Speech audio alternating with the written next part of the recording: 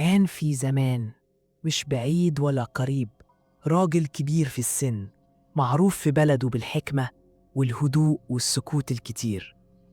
الناس كانت بتقعد معاه تسمع حكاياته، بس في يوم من الأيام قال لهم: أنا شفت الجن وشفت حاجة محدش يتخيلها، ومن اليوم ده اختفى.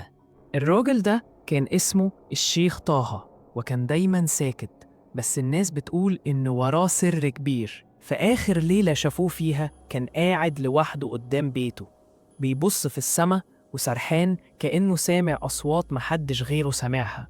مراته قالت إنها شافت جرح غريب في كفه، ووشه كان مصفر كأنه شاف الموت بعينه. في نفس الليلة دخل بيته وقعد يكتب في ورقة قديمة كأنها كانت وصية أو يمكن تحذير. كتب فيها: أنا مشيت في طريق محدش لازم يمشيه، الطريق ده بيفتح بواب منسية، بواب ملهاش رجوع. الناس صحي تاني يوم ما لقوش الشيخ في البيت، الورقة كانت متسابة على الترابيزة والباب مفتوح، بس الغريب إن مفيش أثر خروج، لا تراب ولا صوت ولا حتى نفس. ناس كتير بدأت تتكلم. في طفل صغير قال إنه شاف الشيخ ماشي في الجبل وقت الفجر، بس كان بيكلم نفسه وكأن في حد ماشي جنبه، حد مش باين.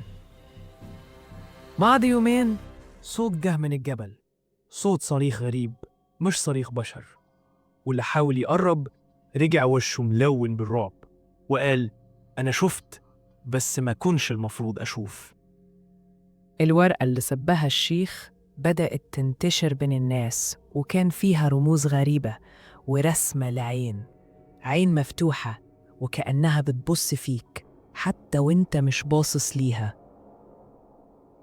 من ساعتها كل اللي قرأ الورقة بقى بيحلم نفس الحلم، كأن في مكان واحد بيجمعهم، مكان كله نار وأصوات همس وحد بيقرب بس من غير وش. وفي يوم واحد من شباب البلد قرر يقطع الشك وخد الورقة وراح للجبل لوحده. قال: لو فيها جن أنا هشوفهم بعناية. مر يوم واتنين والواد مرجعش، بس في تالت يوم لقوا صوته في الهواء بيضحك، ضحكة مش ضحكة بشر ولا جن، ضحكة ملهاش تفسير. الناس بقت تمشي بالليل وتسمع حاجات، ناس بتناديهم بأسمائهم بس بصوت قريبهم اللي مات من زمان، وكأن الموتى راجعين بس بشروطهم. حد قال إن الورقة دي مش مجرد وصية، دي بوابة وفتحناها ومش عارفين نقفلها، وكل ما حد يقرأ كلمة منها بيتقرب خطوة أكتر للي شافوه.